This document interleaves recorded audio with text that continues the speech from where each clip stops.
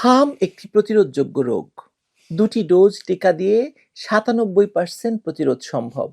কিন্তু বাংলাদেশে টিকাদান কর্মসূচির ব্যর্থতা, স্বাস্থ্য অবকাঠামো ধ্বংস এবং সম্প্রতি বৈদেশিক সহায়তা এবং সুযোগ সুবিধার বিচ্ছিন্নতা এই পরিস্থিতির পেছনে গভীর কারণ।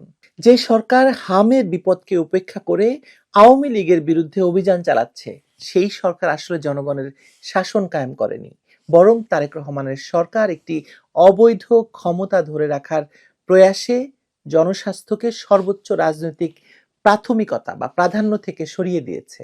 এই অবস্থায় শিশু মৃত্যু কেবল একটি স্বাস্থ্য সংকট নয়, এটি একটি রাজনৈতিক অপরাধের সরাসরি ফলাফল।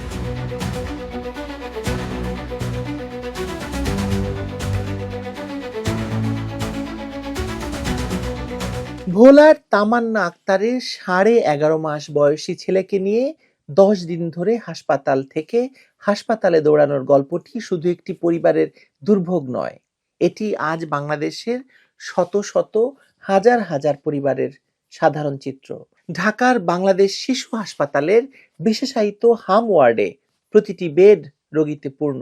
সেখানে হাম আক্রান্ত হয়ে ভর্তি শিশুদের মধ্যে যাদের লাইফ সাপোর্ট প্রয়োজন, শুধু তাদেরকেই আইসিইউতে নেওয়া হচ্ছে। হাসপাতাল কর্তৃপক্ষের ভাষ্য, গত 2 সপ্তাহে এই হাসপাতালেই হামে আক্রান্ত হয়ে অন্তত 6 জন শিশুর মৃত্যু হয়েছে। স্বাস্থ্য অধিদপ্তরের তথ্য মতে 15ই মার্চ থেকে এখনো পর্যন্ত নিশ্চিতভাবে হামে মারা গেছে 23 জন, সন্দেহজনক মৃত্যু 138। কিন্তু বেসরকারি সূত্রগুলো বলছে হামে আক্রান্ত শিশু মৃত্যুর সংখ্যা 300 ছাড়িয়ে যেতে পারে। গত 26 দিনে হাম ও এ রোগের উপসর্গ নিয়ে বিভিন্ন হাসপাতালে চিকিৎসা নিয়েছে 14,561 শিশু। তাদের মধ্যে 166 জনের মৃত্যু হয়েছে। হাম শনাক্ত হয়েছে 2,241 জনের। ঢাকা, রাজশাহী, সিলেট, ফরিদপুর, ময়মনসিংহ, সারা দেশেই হামের প্রাদুর্ভাব উদ্বেগজনক হারে বেড়েছে। হাসপাতালগুলোতে আইসিইউ বেডের ভীষণ সংকট, পর্যাপ্ত বেড নেই বলে প্রতিদিন অনেক শিশুকে চিকিৎসা না দিয়েই ফেরত পাঠাতে হচ্ছে। চিকিৎসকরা হিমশিম খাচ্ছেন। এই হলো বাংলাদেশের স্বাস্থ্য ব্যবস্থার বর্তমান চিত্র। দেশের হাজার হাজার শিশুদের এই মৃত্যু যন্ত্রণার মাঝে সরকার কি করছে? সরকার ব্যস্ত আওয়ামী লীগকে সন্ত্রাস বিরোধী আইনে নিষিদ্ধ করে দেশের ন্যূনতম 40% মানুষের রাজনৈতিক প্রতিনিধিত্বকে অগ্রাহ্য করছে। বাংলাদেশ আওয়ামী লীগকে নিষিদ্ধ করার এই সিদ্ধান্তটি কোনো গণতান্ত্রিক সরকারের কাজ হতে পারে না। এটি সেই অবৈধ ইউনূস সরকারের বর্ধিত সংস্করণেরই একটি প্রকল্প, কাজ, যে সরকার 2024 সালের আগস্টে দেশি বিদেশি ষড়যন্ত্রে জুলাই সন্ত্রাসের মাধ্যমে ক্ষমতা দখল করেছিল। আজকের তারেক রহমান সরকার সেই একই ধারাবাহিকতা বজায় রেখেছে।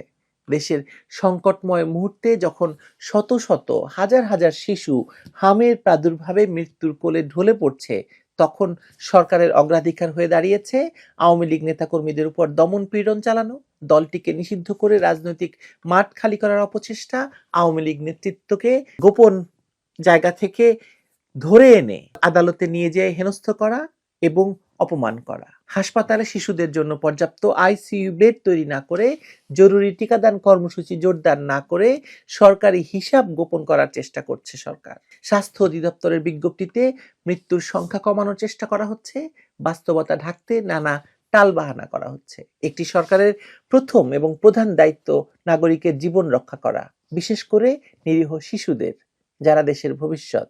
কিন্তু তারেক রহমানের সরকারের কাছে আওয়ামী লীগ ঠেকানোই প্রধান দায়িত্ব বলে মনে হচ্ছে। তারা ভুলে গেছে 2026 সালের সাধারণ নির্বাচনে তারা যে 227টি আসনে জিতেছিল, সেই ভোটের বড় একটি অংশ এসেছে আওয়ামী লীগ সমর্থকদের কাছ থেকে, যারা জামায়াতকে ক্ষমতায় আসতে দিতে চায়নি। বিএনপি সেই জনসমর্থনকে ধন্যবাদ জানানোর বদলে প্রতিহিংসা রাজনীতিতে মেতে উঠেছে।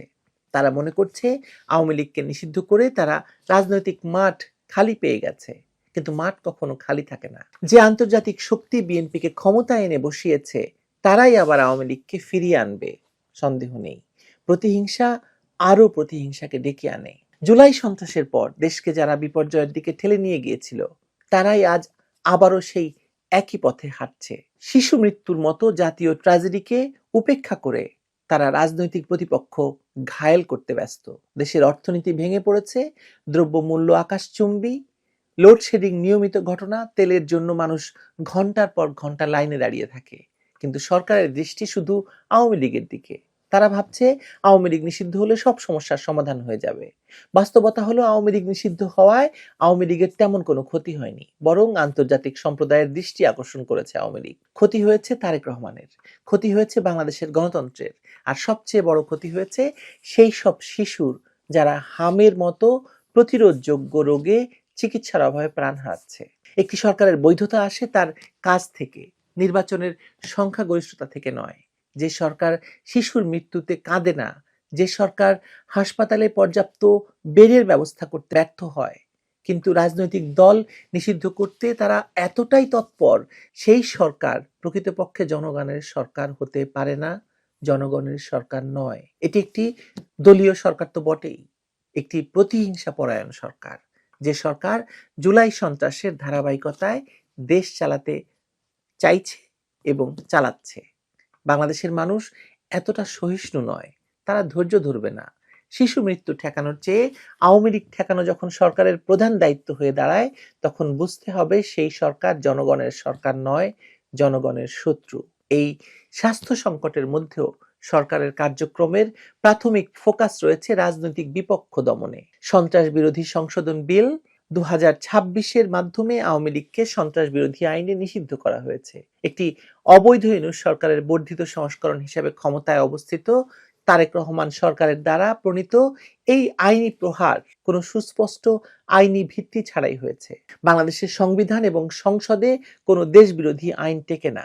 জামায়াত ইসলামীকেও নিষিদ্ধ করা হয়নি, বরং ঐতিহাসিকভাবে আঁতাত করা হয়েছিল।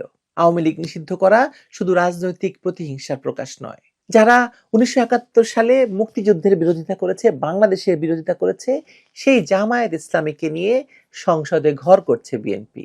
আর যারা মুক্তিযুদ্ধের নেতৃত্ব দিয়েছে, সেই আওয়ামী লীগকে নিষিদ্ধ করেছে। আওয়ামী লীগকে নিষিদ্ধ করা শুধু রাজনৈতিক প্রতিহিংসার প্রকাশ আসলে। কিন্তু এই মুহূর্তে প্রয়োজন কি? জনস্বাস্থ্য সুরক্ষার প্রয়োজন। এটি একটি সুস্পষ্ট প্রাধান্য বিপর্যয়। যেখানে সরকারি হিসেবেই শুধু 1 মাসে শতাধিক শিশু প্রাণ হারিয়েছে, সেখানে সরকার নিজ কার্যক্রমের প্রথম অগ্রাধিকার দিচ্ছে রাজনৈতিক প্রতিপক্ষের বিরুদ্ধে আইনি অভিযান। বাংলাদেশে নাকি একটি নির্বাচিত সরকার ক্ষমতায়। আপনি বুঝতে পারছেন? আমি বুঝতে পারছি না, কারণ একটি নির্বাচিত সরকার ক্ষমতায় থাকলে জনরোষের ভয়ে হলেও দেশে চলমান হামের কারণে শিশু মৃত্যুর বিষয়টিকে প্রাধান্য দিয়ে এটি নিরসনে কার্যকর ব্যবস্থা গ্রহণ করত।